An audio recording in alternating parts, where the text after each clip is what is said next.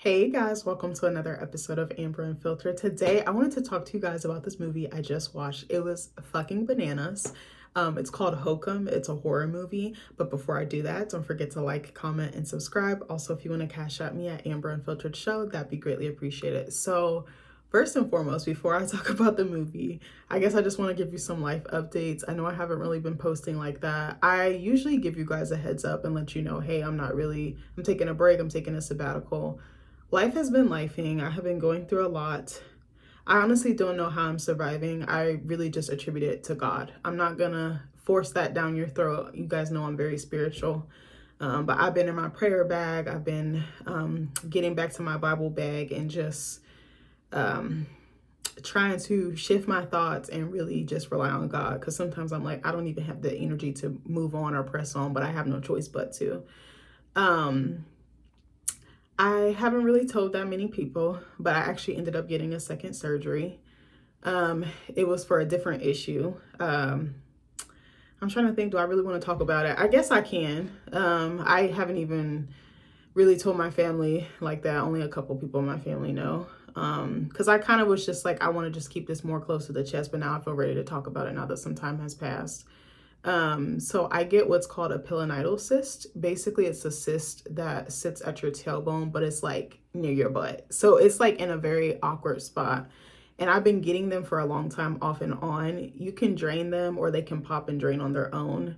But what the problem was is that I would get one and then it would go away and then I would just keep getting more.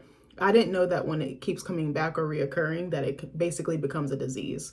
So I had one so bad, I think back in February, that I could not sleep. Like it was huge because they're very below the surface. It's not like a pimple where you could just pop it. Like you have to it's so difficult to explain, but I remember trying to see if my husband could help me kind of get it to calm down because it was just so painful because they're, like I said, they're very below the surface and they're deep rooted and just the area is very sensitive. And it's an area where you use it a lot. You know, you use your butt, your tailbone, your back a lot, and you don't really think about it until you can't use it. And sorry if you see me shifting right now because I actually am still recovering from surgery. So sometimes I have pain. So sometimes if you see me lean to the side with the gangster lean, you know why. And I just sat in a 2-hour movie. So my wound is like, oh girl, you think you want to do that? I might stand up actually, but we'll see. That might be kind of awkward. But standing actually does really help. So I went to an urgent care and I was like, hey, can you guys drain this? Because I've gone to like patient first and gotten one drain. Or no, I think I went to an ER or something and got a drain. But I was like, maybe an urgent care can help me. I don't know who to go to, who to ask. And they were like, oh, we can't drain it. Like you need to go to an actual like specialist or surgeon. So I got referred to a surgeon. I actually got seen that same day. So that was God looking out and being like, okay, you're taking care of your body. I got you. And maybe it was just luck too that they had an opening. So I went and talked to a surgeon. She did all type different. She's like a general surgeon, so she could do any type of surgery for different things. And she was like, yeah, you have the disease because it keeps coming back. And she saw it and she was like, oh my God. So she gave me medicine. They gave me, I think it was amoxicillin, which is an antibiotic, which helps calm the inflammation and the pain down. So I took that, but she was like, you know, there's actually a surgery for you to get it cut out as well as the pathway and like the dead tissue surrounding it. And I was like, yeah, sign me up. I was like, I did not expect to get surgery 2 months apart in the same year. And just, it's a lot because your relationship with your body changes when you get surgery once and then reclaiming your body, but also learning to love it with the scars and just the difference. Because I don't really have endo symptoms, even though endometriosis is not curable, I don't really have any symptoms, knock on wood, right now. But, getting to relearn your body after having so much medical trauma is very different and it's difficult. It's emotionally taxing. So then I was like, yeah, I'm ready. So I booked my surgery. I had it March 24th. It went really well. It was just me and my husband. And I've been healing ever since. It's been a little difficult. And I also want to stress the fact that I had stitches. I had stitches internally that were dissolvable and I had some externally. I felt like a damn baseball, a damn human corset. It was very uncomfortable, very painful. I still went back to work. My work accommodated me. Like, it was a huge thing. And I didn't really tell anybody because I was like, I don't really want to bring attention to it. And I was like, I just kind of want to process it just in-house. And I told a little bit of people, but I really didn't even tell my in-laws or anything. My husband ended up telling them. And I had only told like my parents. and I think like 1 or 2 friends. Like I kept it very low key. I didn't post about it online or anything because I just was like, I want to process this by myself. Like this is my journey. I don't think everybody needs to know everything. But I just wanted to share that because I've been a little off and I am still finding my bearings and I'm still going through it and still trying to figure out my path. And I think when you go through a lot of health stuff, your vision changes, the things that you want change. You know, school, that was another thing. I made the hard decision to withdraw from my dream school, which sucked. But I was like, I don't think I can really, that's not compatible with my life and I need to be realistic. And I was like, it's too expensive. I can't afford it. And I was like, if I take out all these loans, I'm going to be in debt forever. And that's not what I'm trying to do. So I decided to go to a different school. I'll be going to SNHU, which is Southern New Hampshire University, and that's more for working adults. And I was like, that's perfect. You know, all the classes are online. I don't have set lecture times. I was like, I'm a very disciplined student. You can do your work ahead of time. So I decided to do that. And what's funny is I actually was trying to go there before I went to the schools I was at, you know, later. But so it was kind of like a full circle moment, but it was hard. I prayed on it. I meditated on it. And I was just like, this is what I'm going to do. I don't want to give up my dream and I don't want to give up getting a degree. And I was like, now I feel a little bit more confident and flexible because I can still be a mom and I can still pursue my education.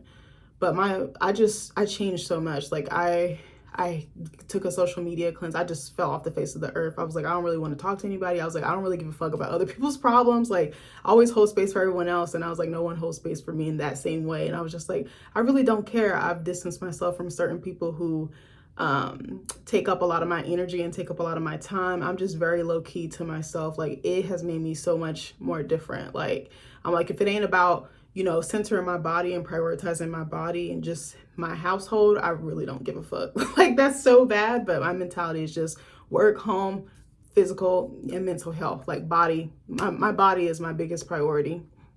But I wanted to say that.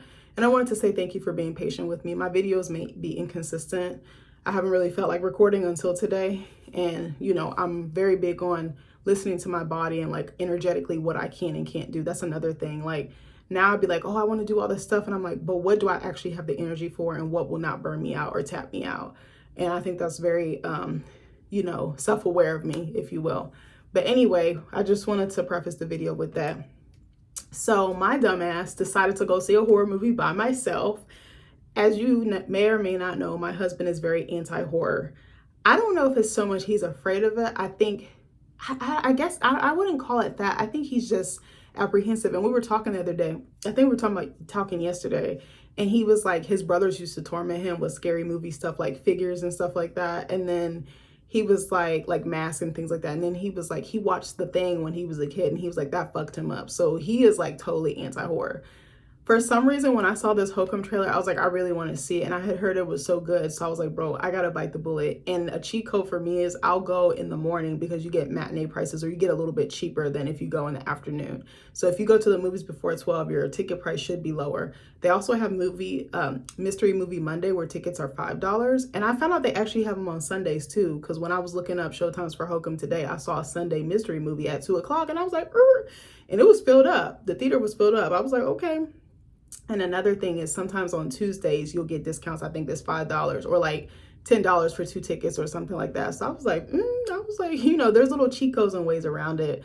I've always wanted to get a movie membership, but I was like, I don't think it's applicable to this time in my life because I was like, I don't know if I would really actually get over to the movies enough to really use it. But I have been thinking about it. As you know, I love horror. Horror is my favorite genre. I feel like it's so creative and they're not afraid to take swings and risks. I think filmmakers and all the creative teams, the actors, the directors, sound, grips, you know, everyone on the production, they just make such a beautiful body of work. And I think it really forces you to tackle the things that you're running from. And that's what I really love about it. And I love how your trauma really manifests into something physical. And even though sometimes you may not always see it, you can feel it. Or if you can see it, maybe you can't feel it, or both. You can see and you can feel. So I remember seeing this and I was like, oh my God, sign me up, because I really like Adam Scott. I really know him from Severance, but I know he's been in the business for a long time, but I love his performance in Severance. He is an incredible actor. I think he almost gives me like Jason Bateman vibes, like, because anything they make, anything they touch turns to gold. Like anything Bateman puts out, I just watched DTF St. Louis with him and David Harbour, who's Hopper from Stranger Things. And I was like, This show is so crazy. I was like, I don't even know what I'm watching, but I was like, I only want to watch because Bateman and Harbor are in this. I was like, as soon as I saw Bateman's name was attached, I was like, yeah, sign me up. So let's talk about the movie. As I said, I love horror. I love body horror. That's my favorite, but I'm just realizing that I also like folk horror, and I had no idea that I really liked it as much as I did. So let me tell you what folk horror is as well. And also, sorry for talking so fast. I haven't done this in a while. So folk horror is a subgenre of horror, which could be film, literature, or TV, that uses folklore, rural settings, superstition, and paganism to evoke fear. It often features isolated communities, a tense outsider versus insider dynamic, and ancient dark rituals that clash with modern beliefs. The focus is usually on humanity's dark side, nature, and uncanny beliefs rather than just supernatural monsters, which I definitely agree with. So I think Hokum is classified as a folk horror. It has a runtime of about an hour and 41 minutes. I think it just came out Friday, May 1st, so just a couple of days ago. I saw it on the 3rd, which is today. So let's talk about the premise. So it says, when novelist Bowman retreats to a remote inn to scatter his parents' ashes, he's consumed by tales of a witch that haunts the honeymoon suite. Soon, disturbing visions and a shocking disappearance force him to confront dark corners of his past. It is directed by Damian McCarthy. I know that he's directed Oddity. I haven't seen it, but I have heard of it. I'm not familiar with Damian McCarthy. I will say I enjoyed the movie, but it was not what I was expecting, and I will explain that a little bit later. So let me go through, who's the cast? Let me see. So we have Adam Scott as Bowman, Florence Ordesh, I believe she played the, what was her name? Fiona, the bartender. Austin Emilio, I think he wasn't Jerry, was he? He was somebody else, but I'm not going to go through the whole cast. I think it's like a European cast, if I'm not mistaken, because I believe that they shot this in Ireland, or part of it in Ireland. So let me go to the Wikipedia, y'all. Hold on. So, okay. So I'm going to just go through the Wikipedia plot and then kind of give my points from there. So it says, Bowman is an author struggling to finish the epilogue of his successful Conquistador trilogy. So he's a writer / novelist. He's been working on this series about a conquistador. The opener of the movie was very weird to me, but like I said, horror does a great job of taking swings that I don't see, creative swings that I don't see other genres taking, and that's why I really appreciate it. And I feel like there's a huge appetite for horror. A lot of people really love horror, but I think it's more closeted. I don't know, but if you know. But so the opening scene of the movie, which I found very crazy, it was actually a conquistador and a little boy that kind of was like, maybe like a child he was looking after, maybe not actually his son, but maybe like a child like figure that he had a connection with. They're like stranded in the desert. They have this message in the bottle and they're running out of food and water. And he is trying to figure out how to get this message in the bottle open. So the little boy starts digging in the sand and he's trying to figure out if he can get a rock. And then the conquistador, the adult, is getting ready to bash the message in the bottle on his head so he can get it open and he can get to his location or the gold or whatever it is that they're looking for. And then it stops there. Then we see the author, Bowman, in his home, and he's writing in the dark. It's raining, which is very interesting. I was like, every writer has their process. I actually really love writing in the dark. I'll write in the dark with a candle lit. I usually have my headphones. What's some other things? I also have scratch sheet of papers. It'll be like printing paper or notebook paper, and I will write stuff out because sometimes I need to like just play and just throw it up on the page, and that kind of helps me figure out what's rattling around in my brain, because I think sometimes when you're creative, it looks one way up here, but then when you actually spit it out, it looks completely different, and you're like, I have to be okay with this, and I can't be so married to this idea. And that's another thing. I've been thinking about writing, and I'm like, I don't feel fully healed to really sit down and write. But I have had so many ideas, and I'm like, are these even any good? So he's sitting there. He's kind of struggling to finish the ending because this is the final book in his trilogy. And then all of a sudden we see an entity in his home. So he's sitting there writing, and like the stairs are up over there and there's like a woman's silhouette. And he's just like, oh my God. So then he has like, the Pixar light that be in the beginning of the credits. He has like one of those and he shines it over there and there's no one over there. So we're just like, something is haunting him. Something is deeply buried or deep seated that he has not confronted. So then we don't actually see him travel, which I thought was another interesting thing. They kind of just cut to it. So he then goes to Ireland. He goes to the specific inn. I don't remember. Oh yeah, it's called the Bilberry Woods Hotel. And it's like in rural Ireland. There's like nothing but fucking goats and just like, you know, green pastures basically. So he goes to this hotel, he checks in, and it's a little bit awkward with him and the people that are checking him in. And then, what was I gonna say? He meets like the bartender and he kind of gives her some lip. I felt like Adam Scott's performance was a little monotone, but I think that was on purpose. I think he was supposed to be very detached. He wasn't very friendly. He was kind of to himself, like he couldn't be bothered with other people.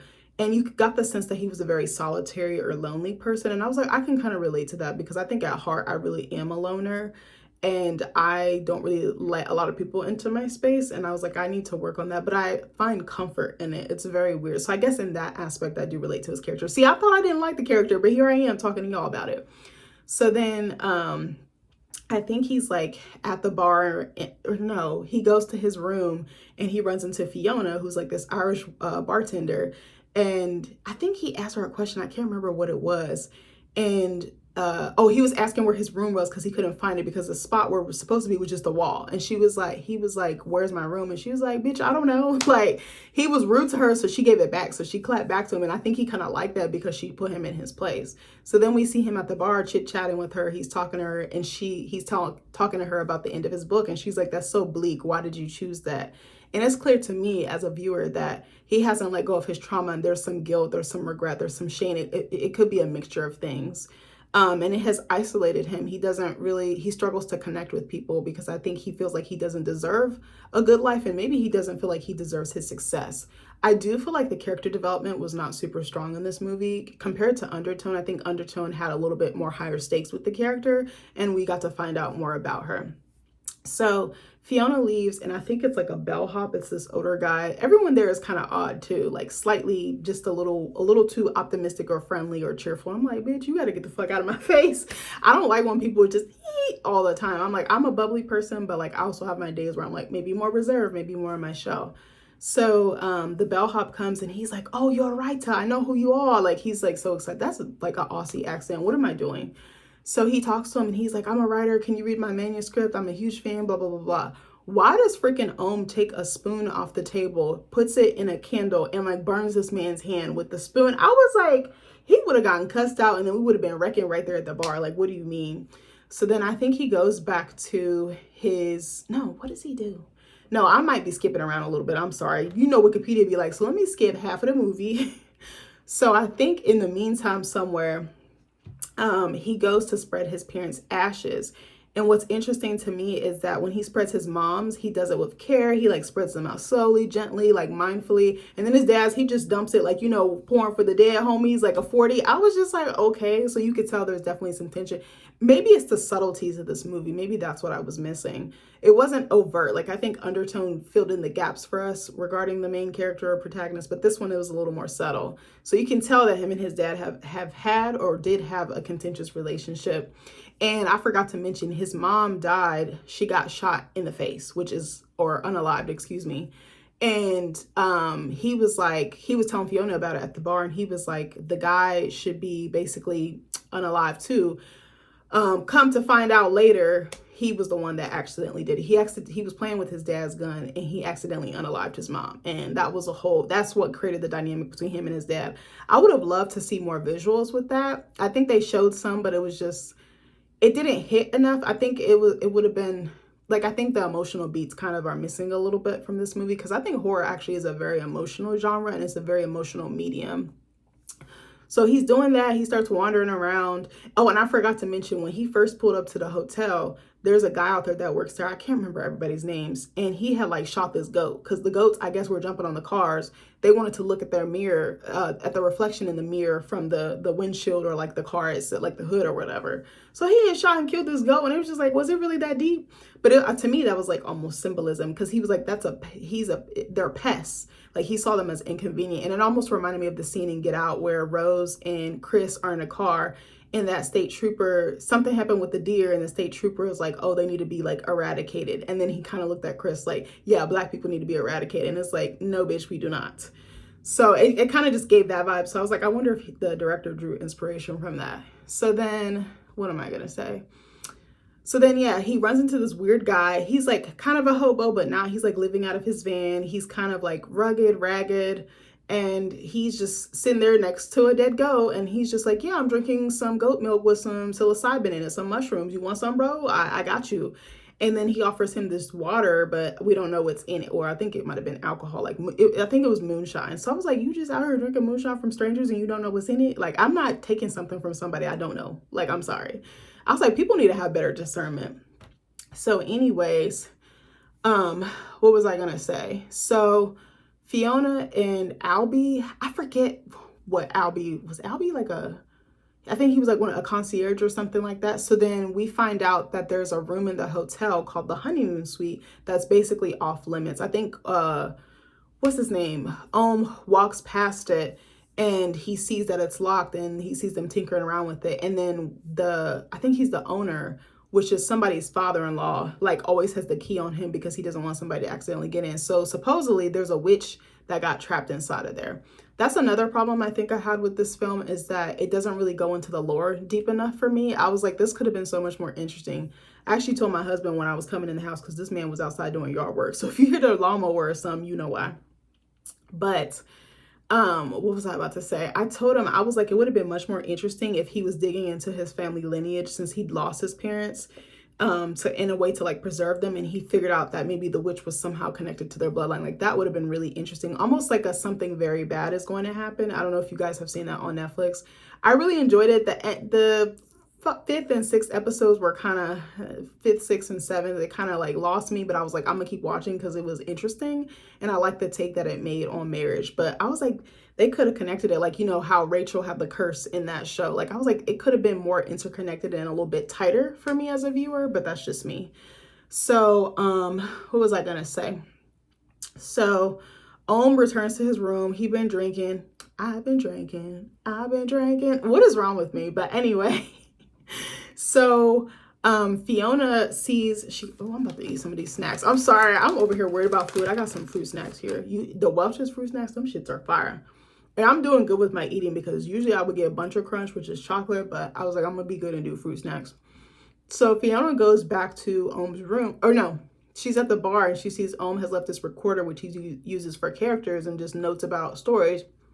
And it was a picture of his mom. And so she goes to his room to give it back. This man then tried to unalive himself. So she cuts him down, and then he wakes up in the hospital. And thanks to Fiona, he's still alive.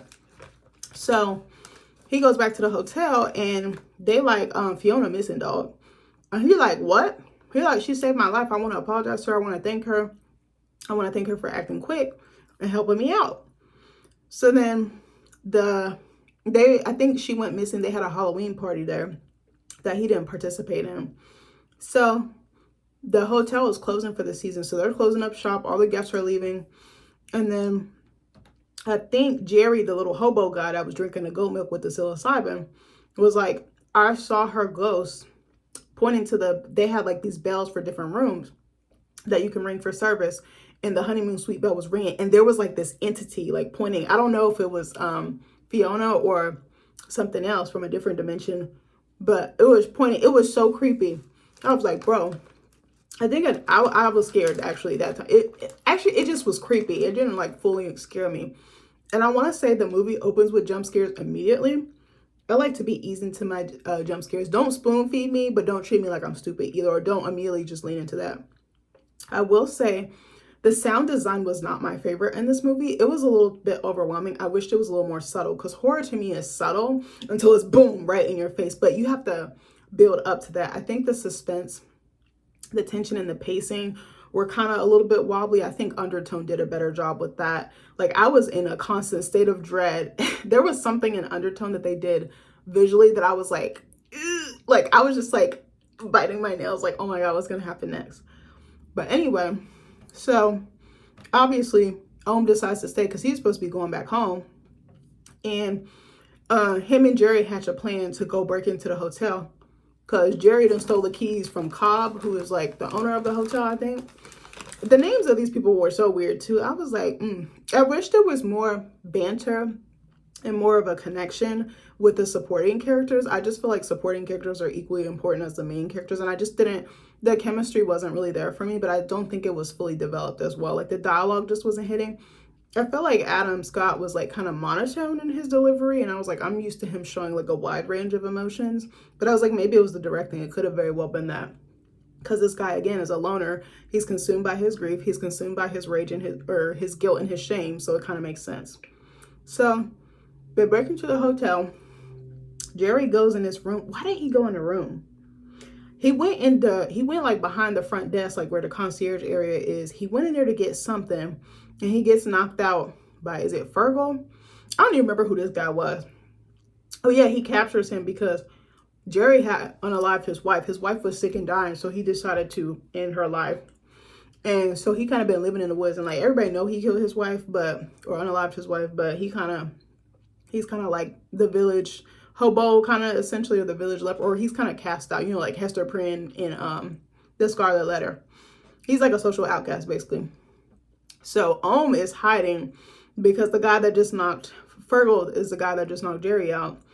It's like, I'm finna go take him to the police because his cousins and stuff work in the police department there in Ireland. So then Ohm sneaks into the honeymoon suite. He's got the key. And so while he's in there, he has these visions, and that show us that he was the one that actually unalived his mom, which I said to you earlier. But it was a complete accident. So then, who's it, Maul? I don't remember who his character was. This is bad. I just feel like there was too many characters. I think they should have tightened up and maybe had less characters, so we could have had more tension and intensity between them. I think that was my other complaint. It was almost too busy with the characters. And if you're going to have a big cast, you need to give them equal amounts of screen time and interaction. So, or movement, I should say. So then what happened after that? Hold on, y'all. I think someone gets he gets him. Does he get him out of the room? Oh yeah, so he gets him out of the room, Maul, and then as they go to leave, finds this dumbwaiter in there, which is like a little mini elevator basically. And the dumbwaiter comes up and he finds Fiona's dead body. I was like, bitch. So then Maul locks in the honeymoon suite, which is rumored to be haunted, and he runs from the hotel. So then her body comes up in the dumbwaiter. She's got her Halloween costume on. She has like a bunny costume. It's kind of sickly though, because it kind of looks like fox fur or like coyote fur. It's kind of trippy, like seeing her like that. And there's his tape recorder. So apparently she was recording messages trying to keep herself alive. But then I think it gets more desperate, more anxious over time as she realizes, I'm not going to be able to get out. So we find out that Fiona was actually having an affair with Maul, her coworker, who's married, by the way. And she was pregnant with his baby, and she wanted to keep it. And he didn't want the father-in-law who he works for, that's their boss or the owner, to find out, which I thought was a little silly. I wish we had more visuals or more background. Like maybe we see a scene with Fiona and Maul arguing about it. I think just some stuff was just like so dialogue heavy that it kind of lost me. And I do think that dialogue is a needle that moves the story, but I think too much can kind of be overkill. And it's like I have to fill in with the blanks. And I was like, you could have probably added a minute or two scene for us to just have context. And so after we see a flashback, I guess this does kind of work. We see a flashback of Fiona talking to Maul, and he made her some tea. He actually drugged it. So he drugged her, snuck her into the honeymoon suite while the party was going on at the hotel. And he locks her in the dumbwaiter in the room and pushes down and knows she can't get back up. So he basically sent her there to die, which I thought was really cruel. And it's like, well, you bold enough to have an affair, then you need to be man enough to deal with the consequences. Like, you decided to participate in this. She owes nobody any loyalty. Yes, she knew you were married, but you the one that took the covenant under God. But that's a whole other discussion. Me and Nick have been talking about that a lot too, like infidelity and just different stuff like that. Not that we're dealing with it, but like just the parameters and things like that, and kind of what leads, because there was something I watched online. It was a short film. It was really funny. I forgot what, it was called Don't Be Weird. You guys should check it out. I'm not going to tell you what it was about. It was really crazy, but I was like, I would normally never watch this, but it just kept popping up in my feed. So I was like, bro, I'm going to watch it. But that kind of led to a larger conversation. And then yesterday we were talking about people not valuing marriage, people not wanting to have kids and stuff just because of the examples of in the messaging that media permeates and keeps perpetuating. So it was a really interesting combo. So anyway, Jerry, who got caught by Fergal, is in his van. So he's being transported to go be, I guess, beaten up by the police or arrested or whatever. He literally jumps out of a moving van. He like cuts off the zip ties or whatever it was he had, jumps out and goes back to the hotel. So then Ohm is like desperate because he's trying to figure out a way out of the suite. So then he sees a map of the basement and sees like a fire escape. So he decides to take Fiona's corpse out of the dumbwaiter. He goes down and then he encounters the witch entity downstairs. The problem I think I had was we didn't get enough screen time with the witch. I'm like, why is she there? Is she a jilted lover? Did his parents come into contact with her? Why would he see her and what does she want from him? I think there was so many questions, and I think she wasn't as intimidating. Like, I've seen some other entities. Like, I think Insidious in the very beginning, like the first and second movies, the entities in those movies scared the shit out of me because they felt so real. They felt so visceral. I don't know if you guys remember the scene in Insidious 1 where like I think it's like nighttime and we see this man walking back and forth outside like on their patio or their balcony, and then all of a sudden he's in their room like about to snatch up their baby or snatch up, is it the mom played by Rose Byrne? I forgot who he was supposed to be doing, but that scared me. I literally could not sleep. I don't know if you guys remember the lipstick demon. It was so terrifying to me. Every time I shut my eyes, I kept seeing that. I literally had to sleep with the lights on. When I saw Insidious 1, I was like, girl, I need a movie to do that. Paranormal Activity used to scare me too because it felt so real. The way it was shot was so clever. That's why I'm saying the creativity in horror is incredible. That's why I really like it, because it's inspiring.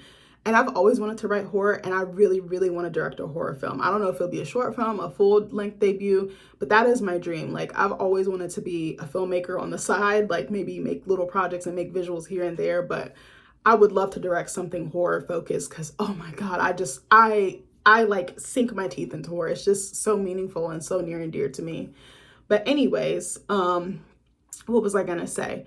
So he encounters the witch, and I just felt like it was weak. He goes down this dark hallway. They've got little like cellar, like old school lights. He's got a lantern. The lantern goes out. It was just kind of typical, like, oh, the lights go out, and then all of a sudden, boom, the entity is there. And I was just like, I would have liked more build up, and I would have liked to see if there was some connection between him killing his mom. You know, like I just felt like it was missing something. And it's like, well, why is the witch there? How long has she been there? How old is she? What is this entity going to possess him? Is this entity going to use him to achieve some goal of her own? Like, I just felt like I didn't really get that much. And she wasn't scary to me. Like, I think I was mostly scared by that little bunny man, which I'm going to talk about in a minute if I can remember. Actually, when did the bunny man come in? Does it say in here? See, it doesn't talk about it. I don't remember. Oh, yes. Okay, I can tell you. I vaguely remember. So then he goes back up the dumbwaiter, which is wild because when Fiona was in it, she couldn't get back up. But then I was going to say Jerry could. So I was like, okay, I don't know what the disconnect was there. So anyway, I think he set like a timer, like a bell or something to bring him back up. It was he kind of like engineered and like jerry rigged it. So then he goes back up the dumbwaiter and the witch starts like fucking crawling up the wall. It was insane. I was like, okay, bro. So then there's like this bed with like these curtains around it, which kind of gave like Insidious vibes to me. Cause I was like, Insidious did a great job of using like very soft colors with that dark background, which I really loved. Aesthetically, it's beautiful.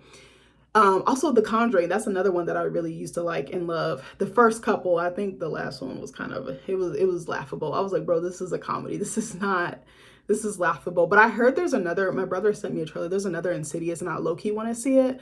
There's another Paranormal Activity coming out, which I'm like, they're making another one because there's too many.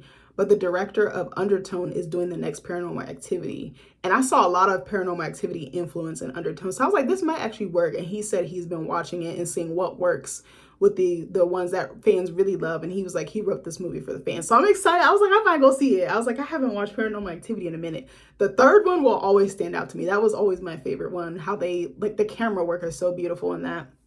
But anyway, so he goes back up the dumbwaiter. There's this bed, right? The bed has like these lacy white curtains around it. And so the witch is in the room with him. I might be missing some parts. So then he had remembered that this book or something Fiona told him about drawing a circle for protection, which I don't know why, I'm about to look that up. Why do you draw? I never knew what that meant. From evil. Okay, let me see. Let me see what it's saying. Okay, I said, why do you draw a circle for protection from evil? I guess more so when you're dealing with like the spiritual or supernatural.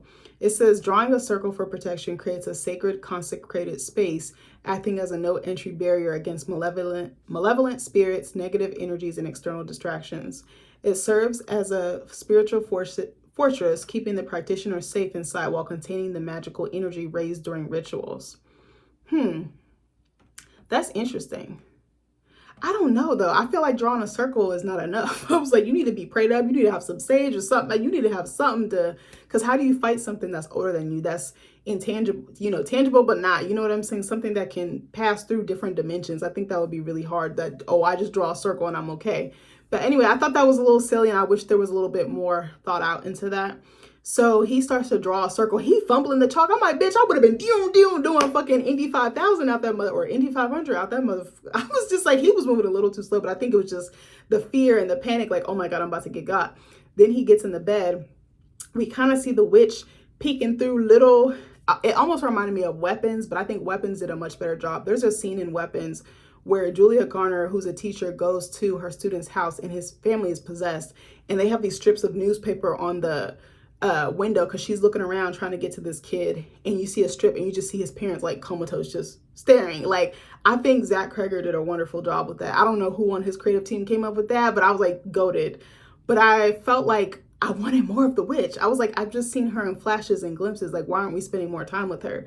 And then he just gets in the bed and that's it. But then there's a scene after she goes away, the bunny man appears. He like dominates the whole screen. It was so creepy, but I was like, I wanted more of it.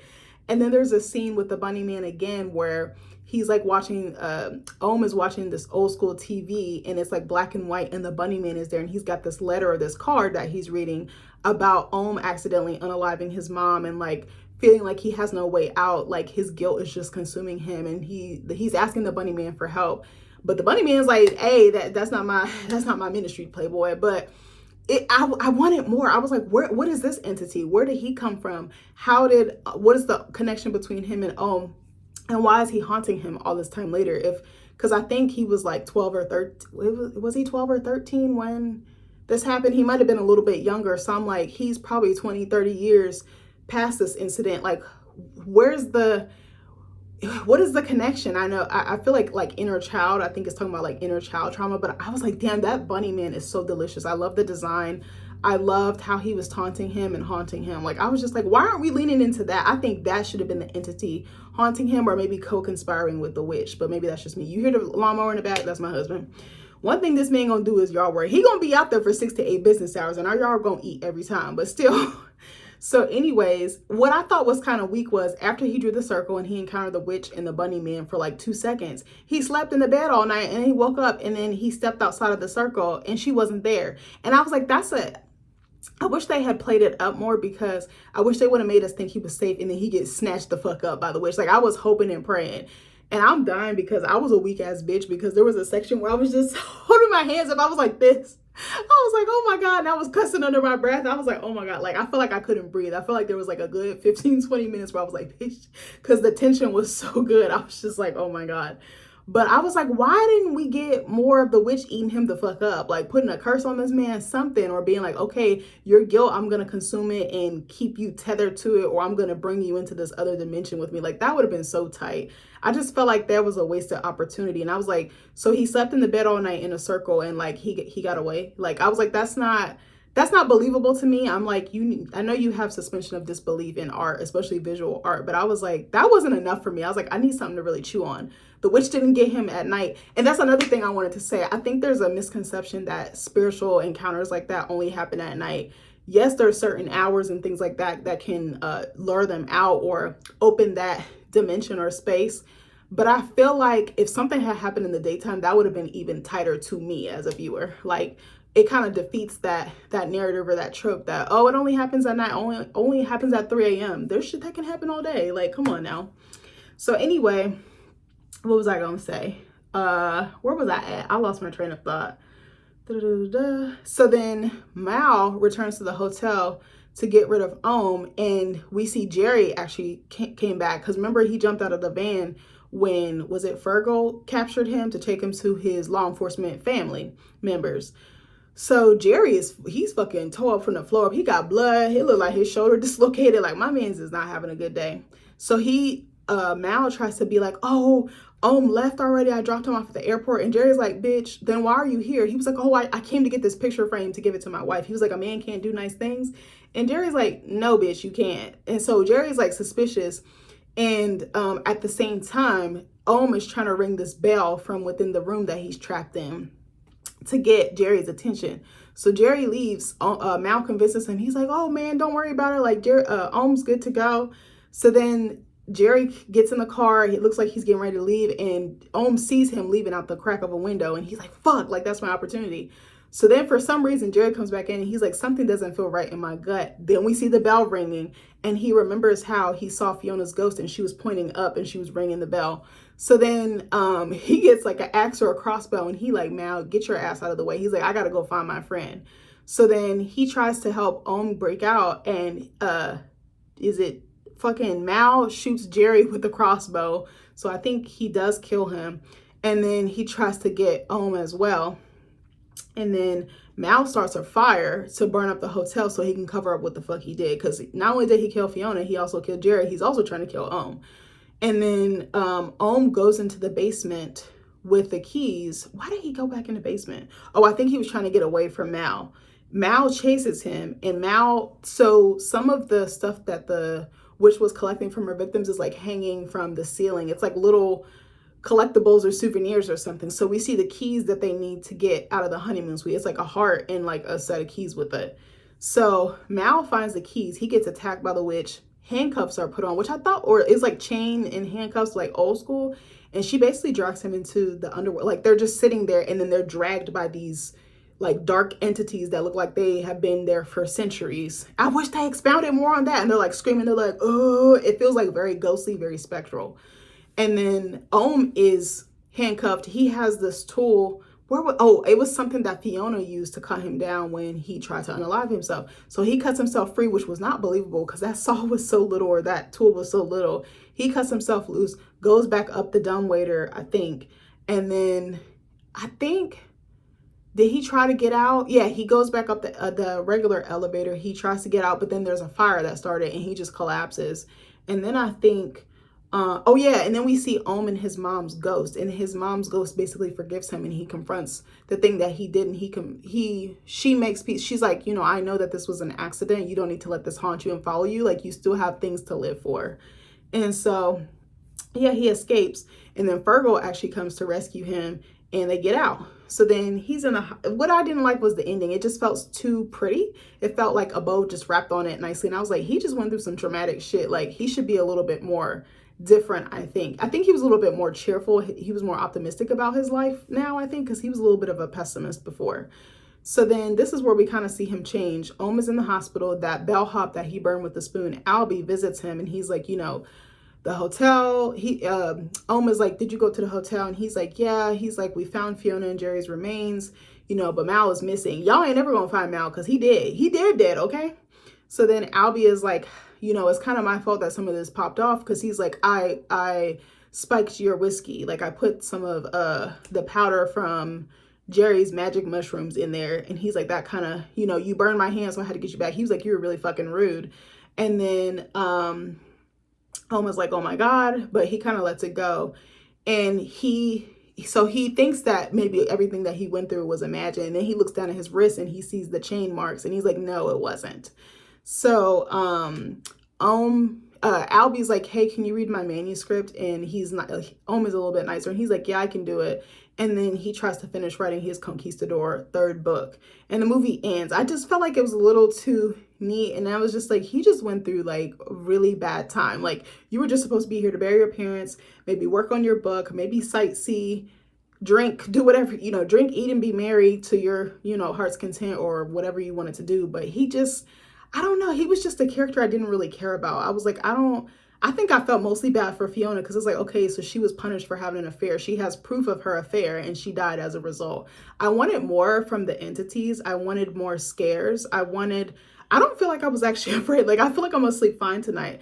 I told my husband, I was like, bro, Blink Twice was way scary to me, because I was like, it's scarier being a woman and you being assaulted and you don't know, but you know something's wrong.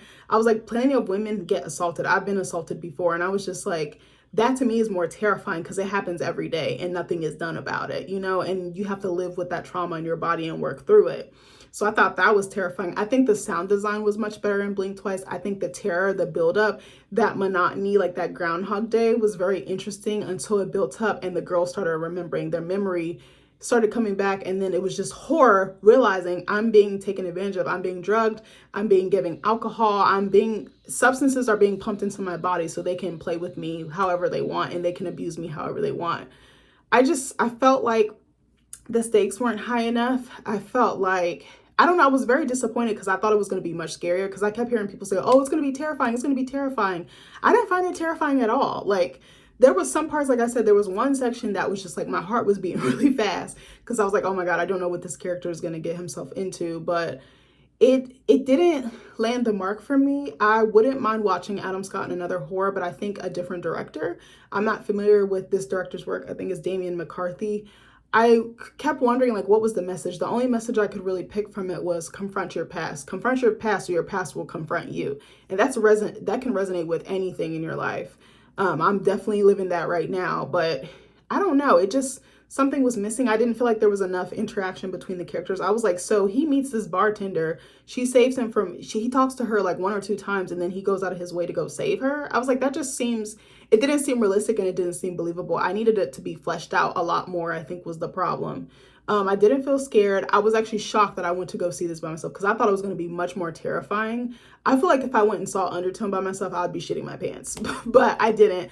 I talk myself out of seeing horror all the time, because I was like, oh, nobody's going to go with me. But I'm like, bitch, I'm not waiting no more. Like, I love horror down. I was like, my goal this year, or one of them, is to go support horror in theaters, because I think it's just a different experience. It's more communal when you go, and when there's true fans of the genre, it's just something to bring us all together. Like Bathrooms, I was like, maybe I could see it like opening night.